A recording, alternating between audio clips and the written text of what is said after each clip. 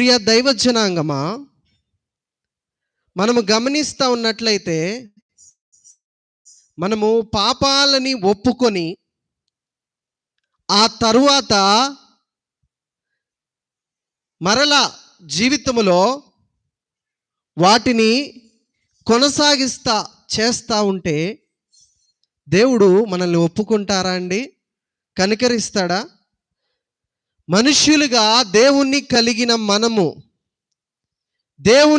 దేవుని యొక్క ఆశ్రయాన్ని పొందుతున్న మనము, దేవుణ్ణి కలిగిన వారిగా దేవుణ్ణి ఆరాధించే మనము ఒక్కసారి పాపాలను వదిలి దేవుని వైపు తిరిగి పాప క్షమాపణ నిమిత్తము రక్షణ పొందిన తర్వాత ఆ పాపపు బ్రతుకుని కొనసాగించే వారిని ప్రభు క్షమించరండి. మనము చూస్తూ ఉంటే మనము ప్రభువా ఇదిగో నీ యొద్దకి ఇప్పుడు వచ్చి నేను ఈ యొక్క ప్రార్థన తీర్మానం తీసుకొని పాపాలు విడిచి నిన్నే ఆరాధిస్తాను అంటున్నాం. మరలా ఆ యొక్క తీర్మానం తప్పిపోయి పాపాలలో జీవిస్తా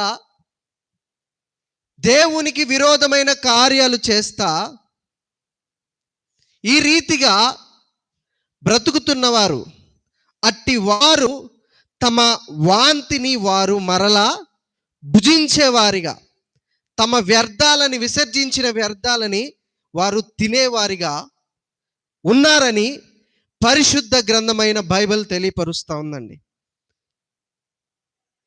పేతురు రాసిన 2వ పత్రిక 2వ అధ్యాయము 22వ వాక్యాన్ని మనం చదువుకుందాం.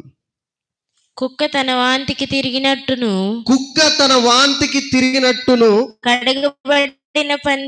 కడగబడిన పంది బురదలో దొర్లుటకు మళ్ళినట్టును అను నిజమైన సామెత చొప్పున వీరికి సంభవించును. చాలండి, చదవబడిన వాక్యము ద్వారా ప్రభు మనతో మాట్లాడులాగున కొంచెం సేపు ఏకీభవించి ప్రార్థన చేద్దాం.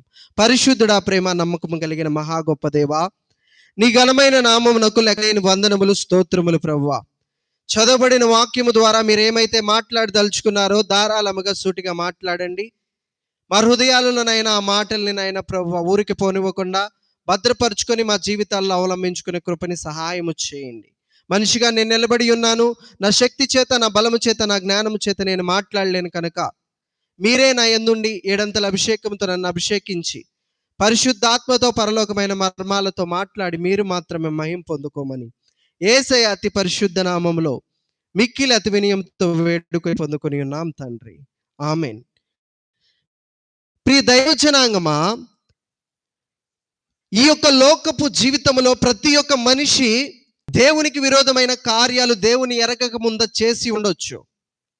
ఒక్కసారి దేవుని వైపు తిరిగిన తర్వాత, దేవుణ్ణి కలిగి ఉన్న తర్వాత, ఆయన యొక్క రక్షణను మనం పొందుకున్న తర్వాత, పాప క్షమాపణ నిమిత్తము ఒప్పుకొని రక్షణ పొందిన తర్వాత మరలా ఆ పాపపు జీవితాన్ని మనలోనికి స్వాగతిస్తూ ఉన్నామంటే, ఆ యొక్క చెడు కార్యాలు మనం చేస్తూ ఉన్నామంటే, ఆ అసమాధానమైన పరిస్థితి మనం కొనసాగిస్తూ ఉన్నామంటే, ఆ కోపక్రోధమైన పరిస్థితి మనం ఇంకా కొనసాగిస్తూ ఉన్నామంటే, అట్టి వారు తమ వ్యర్థాలని మరలా భుజించేవారిగా ఉన్నారంట.